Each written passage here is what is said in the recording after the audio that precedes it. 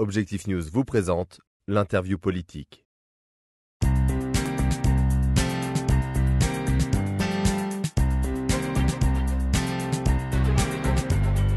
Bonjour à tous et bienvenue sur Objectif News TV pour votre rendez-vous politique. Objectif 2012, aujourd'hui j'ai le plaisir de recevoir Régis Godec. Bonjour. Bonjour. Vous êtes adjoint au maire de Toulouse en charge des écoquartiers. Vous êtes président du groupe Europe Écologie Les Verts au Capitole.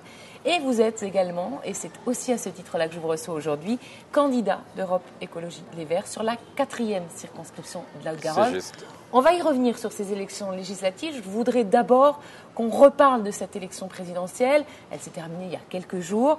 François Hollande élu à la présidence de la République. Qu'est-ce que ça vous a inspiré ?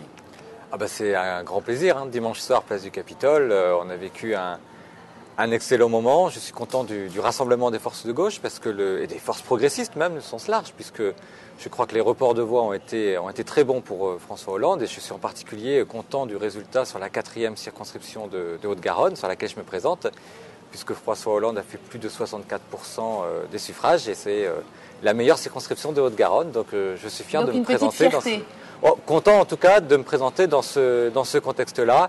Et puis content quand même de tourner une page politique, celle du sarkozysme, qui est une page qui restera quand même un peu sombre dans notre histoire. Alors je voudrais qu'on parle du score d'Eva Joly pour cette présidentielle. Certes, elle a appelé au second tour à appeler François Hollande, vous l'avez rappelé. Elle n'a fait que 2,31% des voix au premier tour de cette élection. Sincèrement, c'est un score décevant. Oui, moi je l'ai écrit, je l'ai dit dès le soir du premier tour. Pour moi, c'est une déception. Bon, c'est un score plus important que le score qu'on faisait en 2007, mais c'est un score qui n'est pas représentatif de l'adhésion qu'on peut avoir du niveau de l'écologie politique en France. Mais force est de constater quand même, à l'issue de cette élection présidentielle, que l'écologie, les questions d'environnement n'ont pas été au cœur de la campagne et n'ont pas passionné les Français. Alors, elles n'ont pas été au cœur de la campagne. Je crois que c'est le format de l'élection présidentielle qui veut un petit peu ça, qui veut que les formations politiques qui ne sont pas les formations qui risquent de se qualifier au second tour ne font pas des scores importants. C'est ce qui nous pénalise à chaque fois au présidentiel. Donc on savait que ce serait un moment difficile. Mais effectivement, je pense que si nous ne nous étions pas présentés, nous n'aurions pas parlé du tout d'écologie. Là, on a parlé quand même un peu d'énergie, et on se présente aussi aux législatives pour faire entendre toutes les questions d'écologie. À quelques semaines du sommet de la Terre, Rio +20, on voudrait quand même que les Français se prononcent sur ces questions-là et montrent leur intérêt pour ces questions-là. Alors, le mardi 8 mai dernier, les écologistes ont voté, à une large majorité d'ailleurs, un accord de principe pour participer au nouveau gouvernement. Sincèrement, vous n'allez pas un peu vite en besogne ? Est-ce que vous êtes sûr que des écologistes feront partie de ce gouvernement ? Absolument pas. Par contre, nous sommes un parti très respectueux de ces principes démocratiques, et nous consultons nos militants à chaque fois que nous avons des décisions importantes à prendre. Pour ratifier un accord avec une formation politique, pour désigner nos candidats, nous consultons systématiquement nos militants. Et c'est pour cela qu'au Conseil fédéral, cette semaine, nous avons fait voter par nos militants le principe d'une participation gouvernementale. Maintenant, les conditions sont ouvertes pour aller plus loin. Alors les autres formations politiques ne font pas comme ça. Donc on ne se rend pas compte qu'ils prennent ces décisions-là dans ces lieux. Alors, si jamais c'était le cas, Eva Joly, Cécile Duflot, vous voyez et à quel ministère ? Alors malheureusement, la Ve République est ainsi faite que c'est le président de la République qui composera son gouvernement. Mais si vous pouviez lui suggérer quelque chose, vous lui diriez quoi ? Personnellement, j'aimerais beaucoup que Cécile Duflot rentre au gouvernement. Je pense que c'est une personnalité qui décoiffe un petit peu le paysage politique, qui fait du bien. Et je pense qu'on pourra la voir dans des fonctions de ministre. On pourra avoir la capacité qu'ont les écologistes à assumer des responsabilités dans des exécutifs. Ministre d'écologie ? Et pourquoi pas ? Ça me plairait bien, c'est vrai. Alors, François Hollande l'a répété tout au long de sa campagne.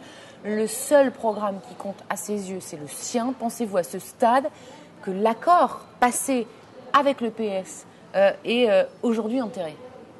Non, il n'est pas enterré.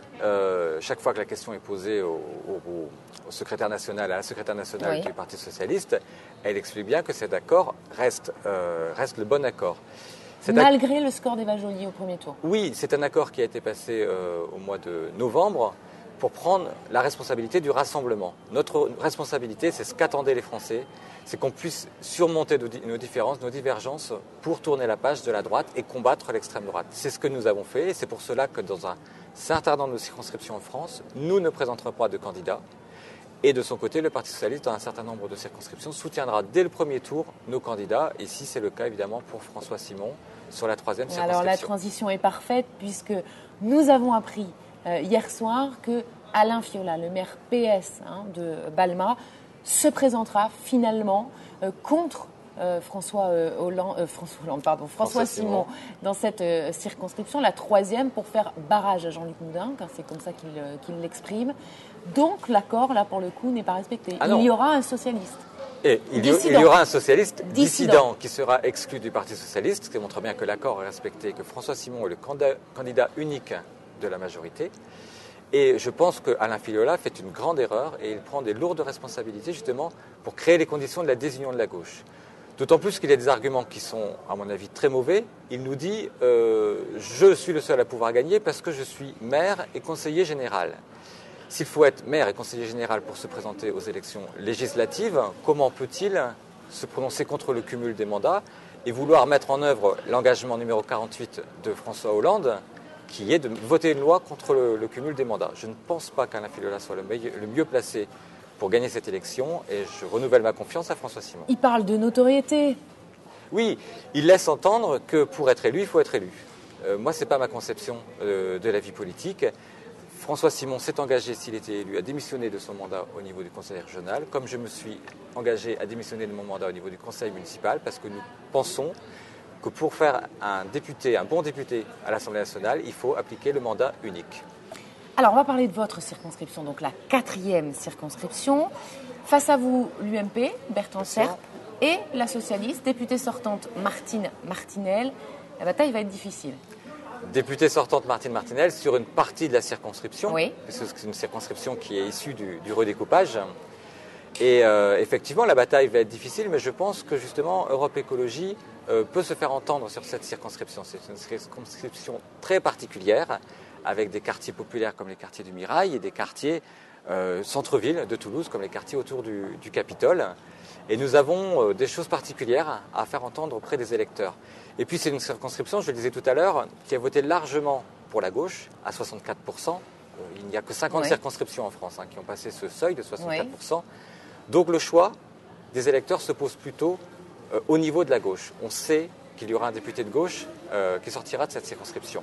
Donc moi j'invite les électeurs à me qualifier pour le second tour en votant pour moi dès le 10 juin, pour pouvoir avoir un choix le 17 juin entre Martine Martinel et Régis Godec. Un deuxième tour, Martine Martinel, Régis Godec. C'est exactement. Et vous parliez de rassemblement tout à l'heure, c'est plus cohérent là? Pas du tout.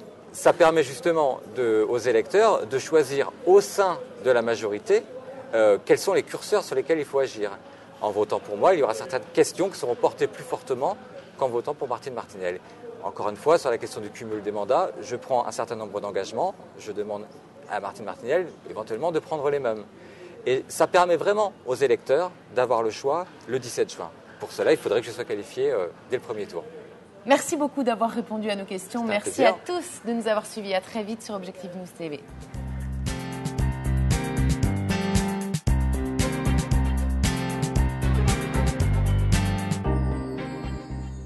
Objectif News vous a présenté l'interview.